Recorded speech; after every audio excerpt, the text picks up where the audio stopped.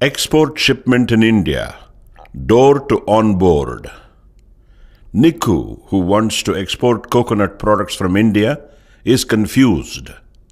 Trade documentation may look lengthy and confusing to a new entrepreneur.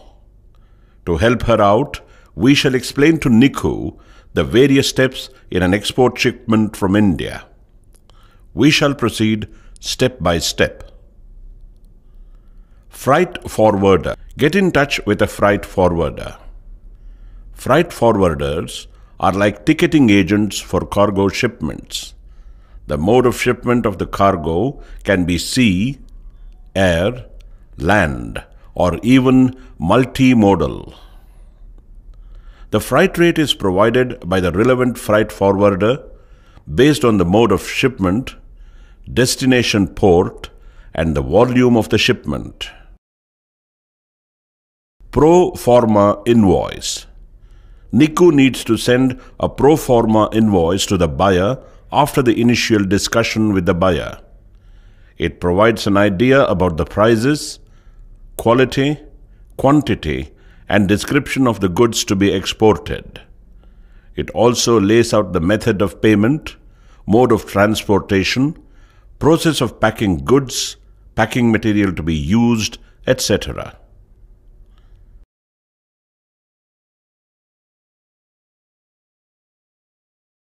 Commercial invoice, CI.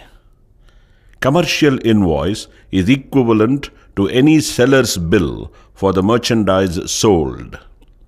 Commercial invoice should be prepared by Niku after the confirmation of the export order.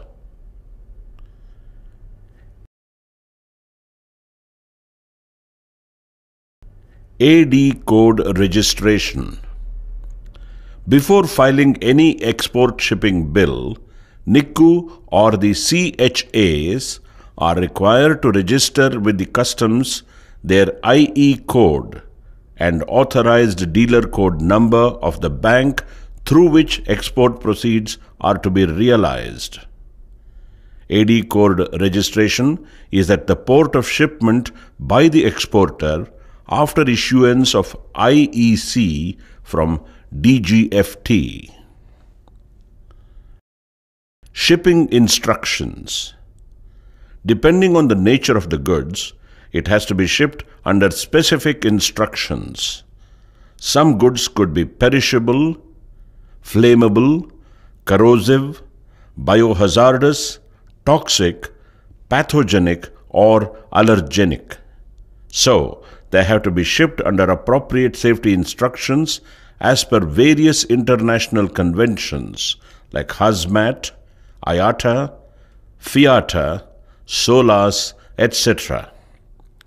Shipping instruction is furnished by the freight forwarder after they are apprised of the various aspects of shipment. Packing list, PL. Packing list contains item-wise list of the package contents. It serves to inform all parties like transport agencies, government authorities, and the buyer about the contents of the package. The same is referred to in case the customs authorities inspect the content of a shipment. Shipping bill. The custom house agent, CHA, will issue a sample shipping bill after receiving the commercial invoice, CI, the packing list, PL, and other documents.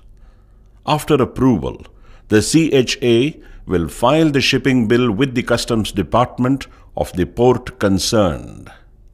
While Niku can file the shipping bill herself using ICEGAE portal of customs, she may use the services of a CHA, the authorized custom house agents, while starting out the business.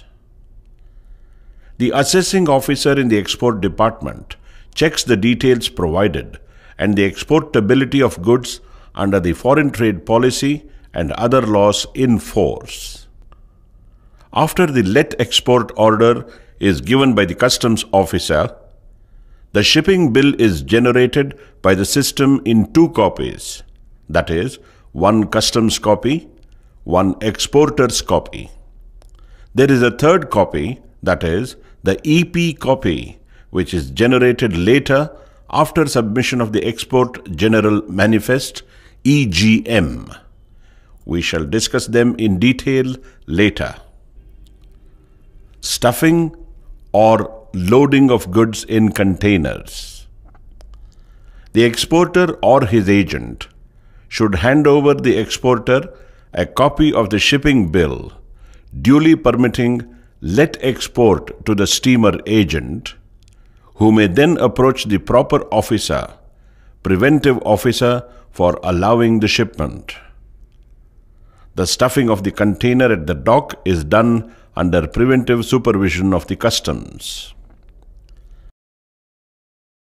Bill of lading. The word lading is derived from an Old English word and simply means loading. Bill of lading is issued by the carrier vessel after the goods are loaded.